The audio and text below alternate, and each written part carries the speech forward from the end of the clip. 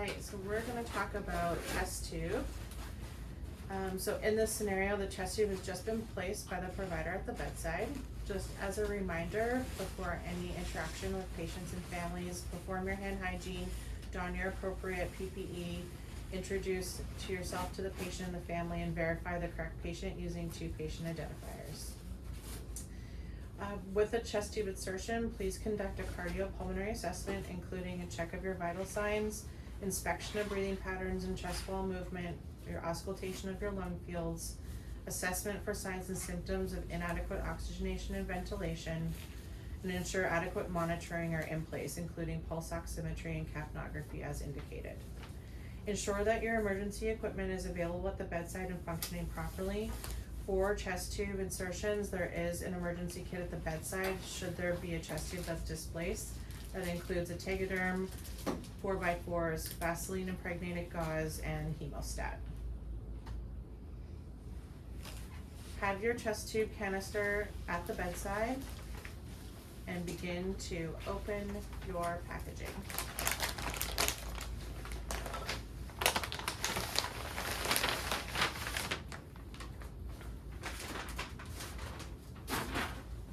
Open and extend the floor stand of the chest drainage system, watching for stability.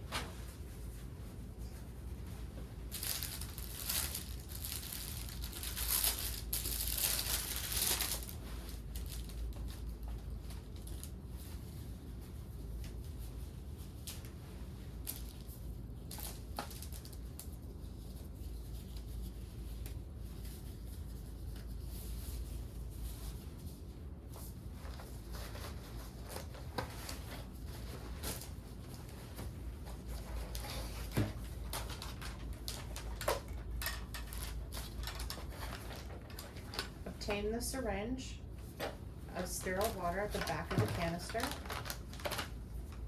There are instructions on the back of the canister to inform you how to properly insert the water into the drainage system. Locate the blue port on the top of the canister and insert your water into the chamber.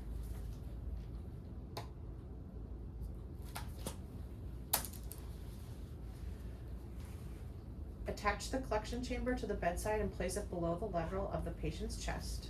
The drainage system must always be below the level of the patient's chest to prevent water from being pulled into the pleural space. Using sterile technique, remove the tubing from the plastic bag in the back of the suction canister and hand it directly to the provider at the bedside so they can attach the tubing to the chest tube.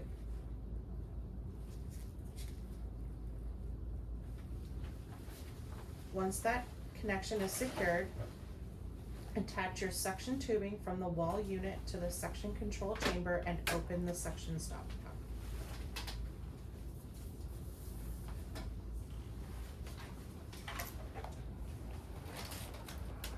pump. Ensure the proper level of suction is applied to the unit. Slowly turn on the wall or portable suction machine as needed to produce gentle bubbling in the suction control chamber or as recommended by manufacturer dry suction systems. Use the least amount of suction needed. Set the prescribed level in your doctor's order of suction by filling the suction control chamber with water per the manufacturer's instructions. Once you have the appropriate amount of wall suction, you will see the yellow indicator in the window. Observe the water seal chamber for indications of air leak. If an air leak is not expected, check for secure connections. Clamp the tubing briefly at the chest wall. If bubbling stops, the leak is in the lung. If the bubbling continues, the leak is between the clamp and the connection unit. If drain-in specimens are ordered, clean the portion of the tubing being accessed per your organization's practice and obtain the specimen. If the system is inadvertently knocked over, place it upright and assess the water level in the water seal and suction control chambers. During a suction canister change, this will be the only time it is appropriate to clamp your chest tube. I'm going to remove the suction from the canister.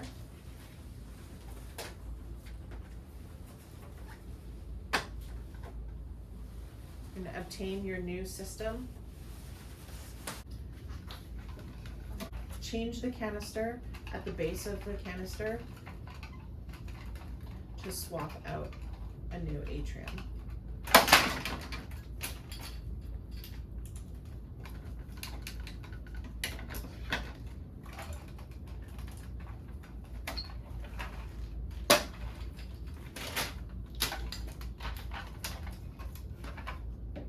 Ensure that the new atrium is stabilized on the ground.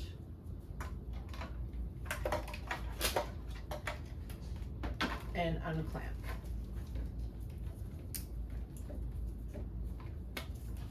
Again, monitoring your patient respiratory status as well as observing for an air leak. And reattach your wall suction as ordered and prescribed.